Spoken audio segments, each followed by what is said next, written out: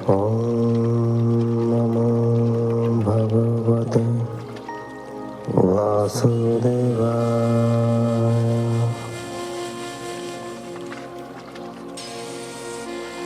ॐ नमो भगवते वासुदेवाय। ॐ नमो भगवते वासुदेवाय।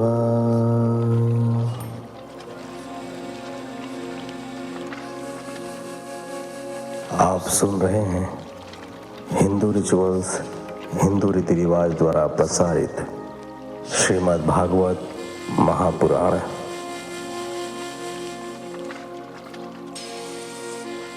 नारायणं नमस्कृत्यं नरं चैव नरोत्तमं देवीं सरस्वतीं व्यासं ततो जयमुदीरयेत्।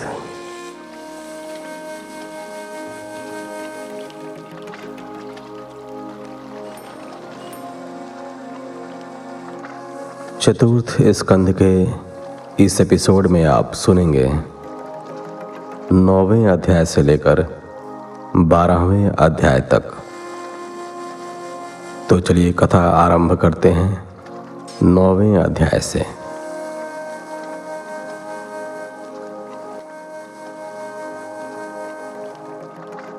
हिंदू रिचुअल्स, हिंदू रीति रिवाज ने अपने यूट्यूब परिवार के लिए राजीव सिंह के नेतृत्व में तीर्थ यात्रा की सेवा देना आरंभ किया है। हमारे साथ आप भारतवर्ष अंतर्गत सभी तीर्थ स्थलों और मंदिरों का दर्शन कर सकते हैं। तीर्थ दर्शन कराने का हमारा मुख्य उद्देश्य लोगों में सनातन धर्म के प्रति आस्था जागृत करना, उसके महात्म्य, इतिहास और उसमें छिपे रहस्यमयी विज्ञान को दिखाना है। हमारी कोशिश है कि आप सभी को आध्यात्मिक, ज्ञानपूर्ण एवं आरामदायक तीर्थ यात्रा की अनुभूति हो। जो भी सज्जन अथवा माताएं हमारे साथ तीर्थ यात्रा करने में रुचि रखते हैं, वे कृपया हमारे वेबसाइट www.hindurithirivaj.com पर यात्राओं की जानकारी प्राप्त कर सकते हैं तथा बुकिंग भी कर सकते हैं। कृपया हमें सेवा का अवसर अवश्य प्रदान करें।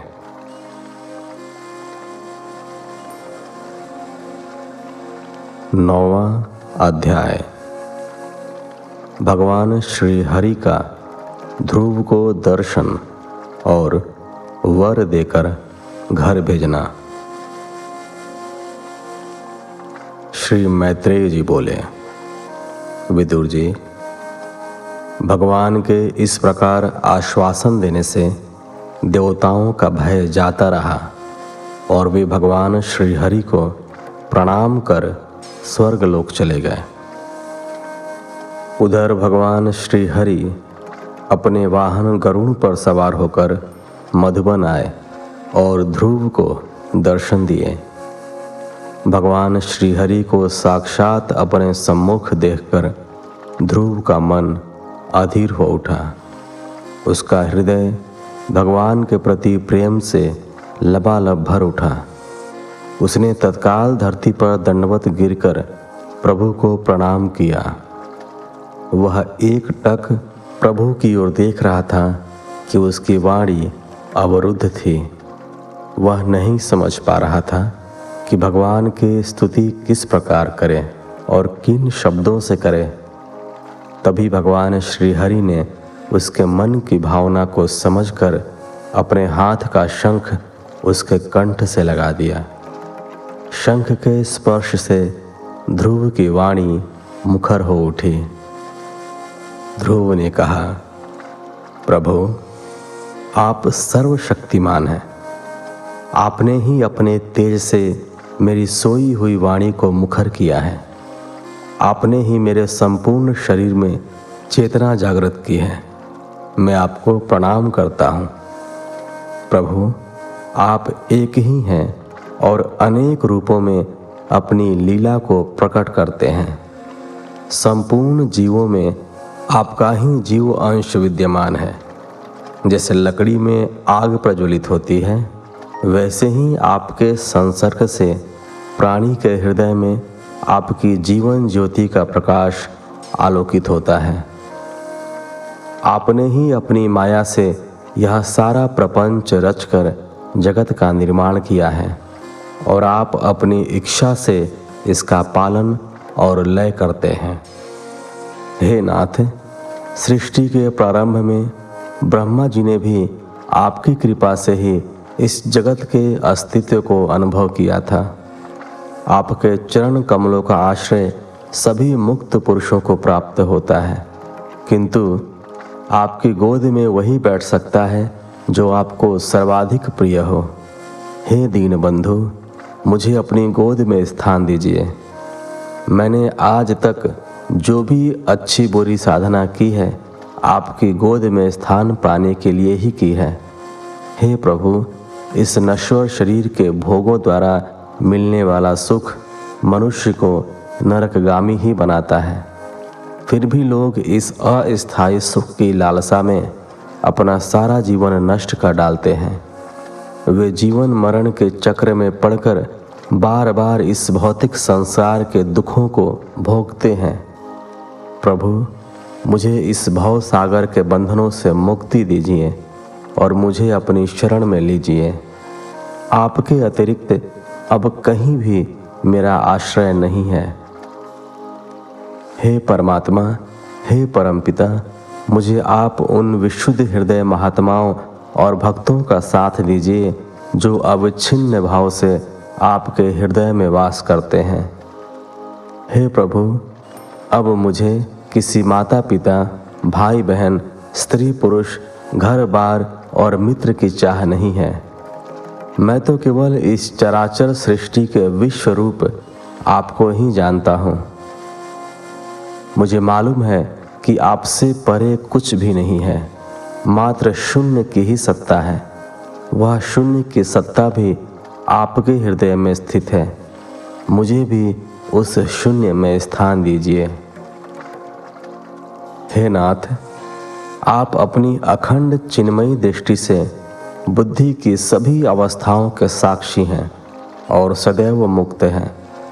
शुद्ध सत्य के प्रतीक, सर्वज्ञ, निर्विकार, परमात्मा स्वरूप, तीनों गुणों के अधिपति आदि पुरुष हैं। आप सभी यज्ञों के अधिष्ठाता विष्णु स्वरूप हैं। आपके द्वारा ही विद्या अविद्या के भाव प्रकट होते हैं। आप जगत के कारण, अखंड, अनादि, अनंत, आनंदमय, निर्विकार ब्रह्म हैं। मैं आपकी शरण में हूँ। आप भक्तों की मनोकामना पूर्ण करने वाले हैं। मेरी विमाता ने मुझे अपने ही पिता की गोद में नहीं बैठने दिया। मैंने ऐसा क्या अपराध किया जो यह वात्सल्य मुझे प्राप्त नहीं हुआ। प्रभु, मेरी मनोकामना भी पूरी कीजिए। श्री भगवान ने कहा, वत्स, मैं तेरे मन की बात को जानता हूँ। यद्यपि उस पद को प्राप्त करना बहुत कठिन है, तो भी मैं तुझे वह पद देता हूँ। तेरा कल्याण हो। जिस तेजोमय अविनाशी लोक को आज तक किसी ने प्राप्त नहीं किया, उसे मैं तुझे देता हूँ। उस लोक के चारों ओर ग्रह, नक्षत्र और तारागण निरंतर चक्कर काटते रहते हैं। अन्य लोकों का नाश हो जाने के उपरांत भी वह लोक स्थिर रहता है। धर्म, अग्नि, कश्यप और शुक्र आदि नक्षत्र सप्तर्षियों सहित जिस लोक के चक्कर काटते रहते हैं, वह ध्रुव लोक मैं तुझे देता हूँ। परंतु तेरी लौकिक भोग की कामना अभिशेष है, वह भी मैं तुझे देता हूँ। भद्र, यहाँ जब तेरे पिता तुझे राज सिंहासन सौंप कर वन को चले जाएंगे, तब तू 36,000 वर्ष तक धर्म पूर्वक पृथ्वी का पालन करेगा। तेरी इंद्रियों की शक्ति ज्यों की त्यों बनी रहेगी। जब तेरा भाई उत्तम एक दिन वन में आखेट के समय मारा जाएगा, तब उसकी माता सुरुचि पुत्र प्रेम में पागल होकर वन में जाएगी और वहाँ दावानल में जलकर भस्म हो जाएगी। अंत में अनेकों यज्ञ करके और ब्राह्मणों आदि को दान दक्षिणा देकर जब तू पुनः मेरा स्मरण करेगा, तब सप्तर्षियों से भी ऊपर मेरे निज धाम को तू प्राप्त करेगा। वहां पहुंचकर फिर कोई इस संसार में वापस नहीं आता। श्री मैत्रेय जी ने कहा, विदुर जी, इस प्रकार बालक ध्रुव से पूजित होकर भगवान श्री हरि ने उसे वरदान दिया और अंतर्धान हो गए। किंतु भगवान से वर पाकर भी ध्रुव का मन शांत नहीं हुआ। वह अपने मन में कुछ सोचता हुआ अपने नगर को लौट गया। नगर में सभी ने ध्रुव का यथोचित आदर सत्कार किया और राजा उत्तानपाद ने उसे हृदय से लगाया। माता के अश्रुओं ने उसका गाल गीला कर दिया। विदुर जी ने पूछा, विप्रवर, मायापति श्री हरि का परम पद प्राप्त करना अति दुर्लभ है। उनके चरण कमलों की कठोर उपासना के बाद ही वह प्राप्त हो पाता है। परंतु परमात्मा की कृपा से ज्ञान प्राप्त करने के उपरांत भी ध्रुव ने परम पद के लिए अपने को योग्य क्यों नहीं समझा? उसने प्रभु से मुक्ति पद मांगकर भी लोक पद क्यों मांगा? मुक्ति के द्वारा उस परम पद को प्राप्त करने के उपरांत लोक पद का भला क्या महत्व है? श्री मैत्रेय जी ने कहा, विदुर जी, ध्रुव का हृदय अपनी सौतेली माता के वचनों से दग्ध था। वर मांगते समय भी उन वचनों का स्मरण उसे बना हुआ था। इसी से मुक्तिदाता श्री हरि से उस समय उसने मुक्ति नहीं मांगी। अब भगवान के दर्शनों के उपरांत अपनी भूल के लिए उसे पश्चाताप होने लगा। वह सोचने लगा कि जिस परमात्मा के दर्शनों के लिए बड़े बड़े ब्रह्मचारी ऋषिवर अनेक जन्मों तक उनकी साधना करते रहते हैं, उन्हें उसने 6 माह की भक्ति में ही पा लिया था। किंतु चित्त में दूसरी वासना बनी रहने के कारण वह फिर से उनसे दूर हो गया। वह बार बार अपनी भूल पर पछताने लगा। उसने माया से विमोहित होकर अपनी माता और भाई को ही अपना शत्रु मान लिया। उसकी सारी साधना व्यर्थ हो गई। वह कैसा भाग्यहीन था कि भगवान को पास देखकर भी वह माया के वशीभूत हो गया। उसने आत्मानंद प्रदान करने वाले भगवान से मांगा भी तो क्या मांगा। उस समय उसके मन में अपनी विमाता के प्रति रोष क्यों शेष रह गया? वह अपने भाई के प्रति ईर्ष्या से क्यों बिंधा रह गया? विदुर जी, इस प्रकार आत्मचिंतन करता हुआ जब वह अपने नगर में पहुंचा था, तब सबसे पहले उसकी विमाता सुरुचि ने ही उसे अपने हृदय से लगाया था और अपने किए पर खेद प्रकट करते हुए उसे आशीर्वाद दिया था कि वह युग युग जिए। इससे उसे और भी अधिक आत्म पश्चाताप हुआ। उत्तम ने भी अपने भाई के प्रति अपना प्रेम प्रदर्शित किया था। उसने रोते रोते अपने भाई ध्रुव को गले लगा लिया था। उसका प्रेम देखकर ध्रुव भी रोने लगा था। अपराध बोध से अब उसका मन भर गया था। राजा उत्तानपाद ने दोनों को शांत किया और ध्रुव को अपने साथ राज सिंहासन पर बैठाया। बाद में जब ध्रुव युवावस्था को प्राप्त हुआ तो राजा ने ध्रुव का राजतिलक कर दिया और उसे राजभार सौंपकर वे स्वयं विरक्त होकर वन को चले गए।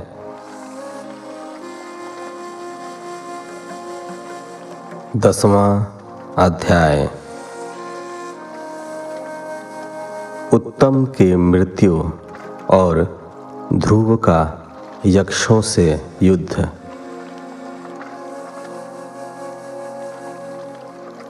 श्री मैत्रेय जी ने कहा, विदुर जी, राजा ध्रुव ने प्रजापति शिशुमार की कन्या भ्रमी के साथ विवाह किया। उससे उसे कल्प और वत्सर नाम के 2 पुत्र प्राप्त हुए। महाबली ध्रुव की दूसरी पत्नी का नाम इला था। उससे उसे उत्कल नाम का पुत्र और एक कन्या प्राप्त हुई थी। उत्तम ने अभी तक विवाह नहीं किया था। उसका अधिकांश समय मनोविनोद और आखेट में व्यतीत होता था। एक दिन वह आखेट के लिए वन में गया तो उसे हिमालय पर्वत पर एक शक्तिशाली यक्ष ने मार डाला। उसकी माता सुरुचि ने उसके मारे जाने का समाचार सुना तो वह ध्रुव और सुनीति के रोकने पर भी नहीं रुकी और पागलों की भांति अपने पुत्र को खोजती हुई वन में जा पहुंची। उस समय वन में दावानल भड़की हुई थी। उसने उसकी भी परवाह नहीं की और जलकर मर गई। ध्रुव ने जब अपने भाई के मारे जाने का समाचार सुना तो वह क्रोध में भरकर एक बड़ी सेना के साथ यक्षों के देश की ओर चल पड़ा। वहां यक्षों से भरी हुई अलकापुरी हिमालय की घाटी में स्थित थी। उसमें अनेक दुर्दांत भूत प्रेत और पिशाच रहते थे। वहां पहुंचकर ध्रुव ने शंखनाद किया और यक्षों को सावधान कर उन पर आक्रमण कर दिया। महारथी ध्रुव प्रचंड धनुर्धर थे। उन्होंने बाण वर्षा करके यक्षों को आहत करना प्रारंभ कर दिया, परंतु यक्ष भी कम मायावी नहीं थे। उन्होंने अपनी माया फैलाकर ध्रुव की सेना पर पलटवार किया। इससे एक बारगी तो ध्रुव की सेना में खलबली मच गई। यक्षों के भयानक बाणों ने ध्रुव की सेना को ढक सा लिया, परंतु तभी भयानक गर्जना करते हुए ध्रुव ने अपने बाणों के प्रहार से उन बाणों को छिन्न भिन्न कर दिया और वे अपने रथ में ऐसे दिखाई पड़ने लगे जैसे सूर्य बादलों को फाड़कर बाहर निकला हो। ध्रुव के धनुष की टंकार से यक्षों के दिल दहल गए। प्रचंड बाणों की वर्षा करके उन्होंने यक्षों के अस्त्र शस्त्रों को काट डाला, ठीक ऐसे ही जैसे आंधी बादलों को तितर बितर कर देती है। विदुर जी, ध्रुव के धनुष से छूटे तीर यक्षों के कवचों को भेद कर इस प्रकार उनके शरीर में जा घुसे जैसे इंद्र के छोड़े हुए वज्र पर्वतों में प्रवेश कर जाते हैं। यक्षों के रुंड मुंडों से सारी घाटी भर गई और जो यक्ष जीवित बचे वे मैदान छोड़कर भाग गए। जब ध्रुव ने देखा कि उनका सामना करने के लिए शत्रु मैदान छोड़कर भाग गया है तो एक बार उनकी इच्छा हुई कि अलकापुरी में प्रवेश करके देखा जाए, परंतु उनके साथ आए सेना नायकों ने उन्हें ऐसा करने से रोक दिया, क्योंकि उन्हें यह भय था कि मायावी राक्षस उनके साथ धोखा कर सकते हैं। उनका सोचना ठीक ही था, क्योंकि तभी सारा आकाश काले काले बादलों से घिर गया और ऊपर से खून, कफ, पीप, विष्ठा, मूत्र और चर्बी की वर्षा होने लगी। आकाश से कटे फटे शव भी गिरने लगे। फिर पत्थरों की वर्षा होने लगी।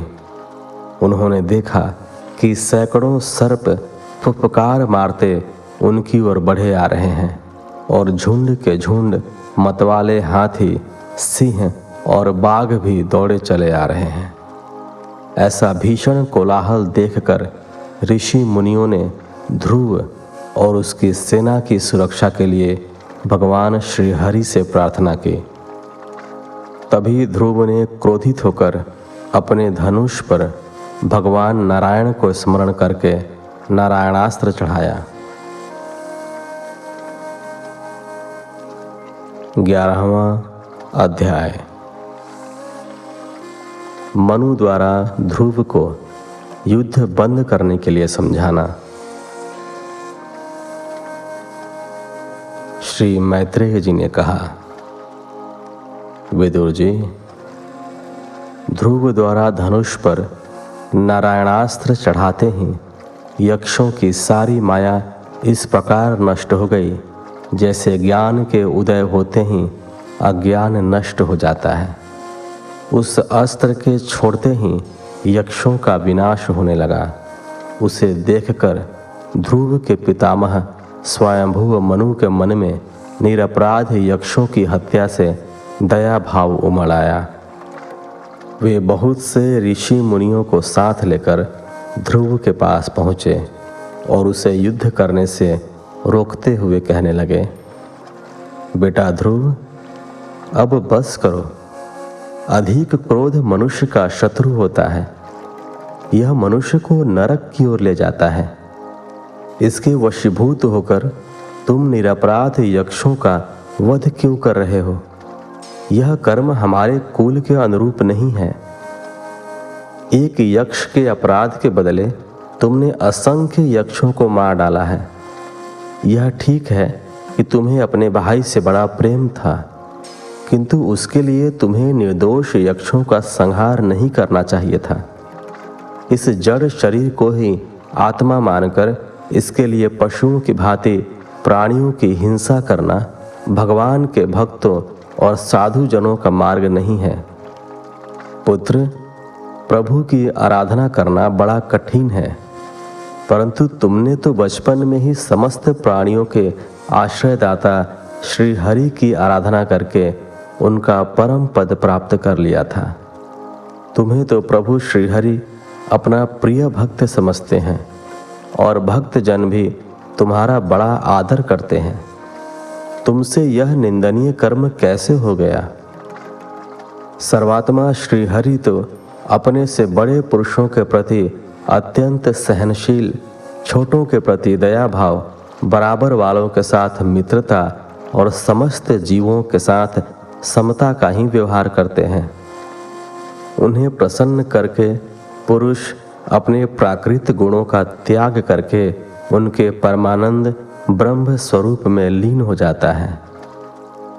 तुम्हें भी तो वही पद प्राप्त हुआ है, फिर तुम क्यों इन प्राणियों की हत्या कर रहे हो?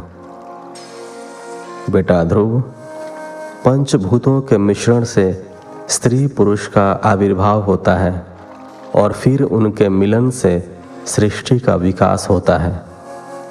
भगवान की माया में निहित गुणों के द्वारा ही जीवों की रचना, स्थिति और संहार होता है। निर्गुण परमात्मा तो इसमें निमित्त मात्र है। उसके आश्रय से इस जगत की सत्ता भ्रमित होती हुई दिखाई पड़ती है, जैसे कि चुंबक से लोहे का आश्रय रहता है। पुत्र, भगवान की काल शक्ति के द्वारा सतोगुण में क्षोभ होने से लीलामय भगवान की शक्ति भी सृष्टि के आदि रूप में विभक्त हो जाती है। इस प्रकार भगवान अकर्ता होकर भी जगत की रचना करते हैं और संहार करने वाले न होकर भी इसका संहार करते हैं। प्रभु की इस लीला का कोई पार नहीं है। जैसे वायु के चलने पर धूल उसके साथ उड़ती है, उसी प्रकार समस्त जीव अपने अपने कर्मों के अनुसार मृत्यु को प्राप्त होते हैं अथवा संसार में रहकर दुख सुख भोगते हैं। श्री हरि ही जीव की आयु वृद्धि और क्षय का निर्णय करते हैं। तुम्हें यह कर्म अपने हाथों में नहीं लेना चाहिए। बेटा, कुबेर के ये अनुचर यक्ष तुम्हारे भाई को मारने वाले नहीं हैं, क्योंकि मनुष्य के जन्म मरण के वास्तविक कारण स्वयं श्रीहरि हैं। एकमात्र वे ही संसार के रचयिता हैं, पालनहार हैं और संहार करने वाले हैं। वे ही संपूर्ण प्राणियों के अंतरात्मा हैं, नियंता हैं और रक्षक हैं। वे माया से वशीभूत करके प्राणी को जन्म देते हैं, उसे पालते हैं और नष्ट कर देते हैं। जैसे बैल के नाक में नकेल डालकर बैल का मालिक बैल को बोझे से लाद कर ले जाता है, उसी प्रकार जगत की रचना करने वाला परमात्मा भी नाम रूप डोरी से बांधकर प्राणी से अपनी सेवा कराता है। वे अपने भक्तों के लिए अमृत स्वरूप हैं और अभक्तों तथा दुष्टों के लिए मृत्यु स्वरूप हैं। संसार के एकमात्र आश्रय वे ही हैं। हे तात, तुम अहंकार और क्रोध का त्याग करके उन्हीं की शरण में जाओ। तुम क्या भूल गए कि 5 वर्ष की अवस्था में तुम अपनी सौतेली माता के कटु वचनों से आहत होकर माँ की गोद छोड़कर वन में चले गए थे और वहाँ 6 माह की कठोर साधना से तुमने श्रीहरि को प्रसन्न करके उनका परम पद प्राप्त कर लिया था। पुत्र, अपने हृदय में उन्हीं परमात्मा को फिर से ढूंढो, तभी इस संसार के मोह से तुम छूट पाओगे। तभी तुम्हारा अज्ञान नष्ट होगा और भगवान के सर्वव्यापी परमानंद स्वरूप में तुम्हारी सुदृढ़ भक्ति हो पाएगी तथा तुम्हें तुम्हारा परम पद प्राप्त हो सकेगा। पुत्र, जिस प्रकार औषधि से रोग का निदान होता है, उसी प्रकार मैंने तुम्हें उपदेश दिया है। उस पर विचार करके अपना क्रोध शांत करो, क्योंकि क्रोध कल्याण के मार्ग का सबसे बड़ा विरोधी है। भगवान तुम्हारा मंगल करें। तुमने यह समझकर कि ये यक्ष तुम्हारे भाई को मारने वाले हैं, इतने यक्षों का संहार कर डाला। इससे तुम्हारे द्वारा भगवान शंकर के सखा कुबेर का बड़ा अपराध हुआ है। अतः अपनी भूल स्वीकार कर तुम कुबेर जी को प्रसन्न कर लो, अन्यथा हमारे कुल का अहित होने में देर नहीं लगेगी। विदुर जी, इस प्रकार स्वयंभू मनु अपने पौत्र ध्रुव को समझा बुझाकर जाने लगे तो ध्रुव ने उनके चरण स्पर्श करके उन्हें प्रणाम किया और उनकी बातों पर अमल करने का आश्वासन दिया। इसके पश्चात मनु जी अपने साथ आए महर्षियों के साथ अपने निवास स्थान को चले गए। 12वां अध्याय। ध्रुव को कुबेर का वरदान और विष्णु लोक की प्राप्ति। श्री मैत्रेय जी ने कहा, विदुर जी, ध्रुव का क्रोध शांत हो गया। वे यक्षों का प्रदेश छोड़कर कुबेर जी के यहाँ गए। उस समय यक्ष, चारण और किन्नर उनकी स्तुति कर रहे थे। उन्हें देखकर ध्रुव हाथ जोड़कर खड़े हो गए और मन ही मन कुबेर जी की स्तुति करते हुए अपने कृत्य के लिए क्षमा याचना करने लगे। स्तुति समाप्त होने पर कुबेर जी ने ध्रुव की ओर दृष्टिपात करके कहा, हे शुद्ध हृदय क्षत्रिय कुमार, तुमने अपने पितामह के उपदेश से यक्षों के प्रति अपने वैर भाव को त्याग दिया है। इससे मैं बहुत प्रसन्न हूँ। वास्तव में न तो तुमने यक्षों को मारा है और न यक्षों ने तुम्हारे भाई को। समस्त जीवों के उत्पत्ति और विनाश के कारण स्वयं महाकाल ईश्वर हैं। यह मिथ्या बुद्धि कि मैंने यह किया अथवा तूने यह किया, जीवों को अज्ञान के कारण ही प्राप्त होती है। अज्ञानवश वह इस शरीर को ही आत्मा मान लेता है, अर्थात इसे ही कर्ता समझने लगता है। तभी ऐसा प्रतीत होता है। जैसे स्वप्न में देखे गए किसी कर्म को जीव अपने द्वारा किया गया मान बैठता है। इसी कारण यह मनुष्य का जीवन संसार के विविध बंधनों में फंसकर अनेक दुख उठाता है। ध्रुव, अब तुम जाओ और भगवान की आराधना में अपना समय व्यतीत करो। भगवान तुम्हारा कल्याण करेंगे। तुम्हें संसार के इन बंधनों से मुक्ति पाने के लिए श्री हरि की आराधना करनी चाहिए। श्री हरि में तुम्हारा ध्यान हर समय रहता है, यह मैं जानता हूँ, किंतु इस समय तुम श्री हरि के चरण कमलों को भूले हुए हो। जाओ, उनका स्मरण करो। निःसंदेह तुम हरि भक्त हो। तुम्हें जिस वर की कामना हो वह मुझसे मांग लो। विदुर जी, जब यक्षराज कुबेर ने ध्रुव से इस प्रकार वर मांगने के लिए कहा तो ध्रुव ने उनसे श्री हरि की अखंड स्मृति बनी रहने का वरदान मांगा। श्री कुबेर जी ने ध्रुव को आशीर्वाद दिया और वे अंतर्धान हो गए। ध्रुव जी भी अपनी राजधानी लौट गए। वहाँ रहते हुए ध्रुव ने बड़ी बड़ी दक्षिणा वाले यज्ञों से भगवान यज्ञ पुरुष श्री हरि विष्णु की आराधना की। उनकी कृपा के प्रभाव से ध्रुव सभी प्राणियों में उनकी ही छवि देखने लगे। उनकी प्रजा भी अपने राजा का बड़ा आदर और सम्मान करती थी। इस प्रकार ध्रुव ने सांसारिक भोगों का त्याग करके न्यायपूर्वक 36,000 वर्ष तक पृथ्वी पर शासन किया।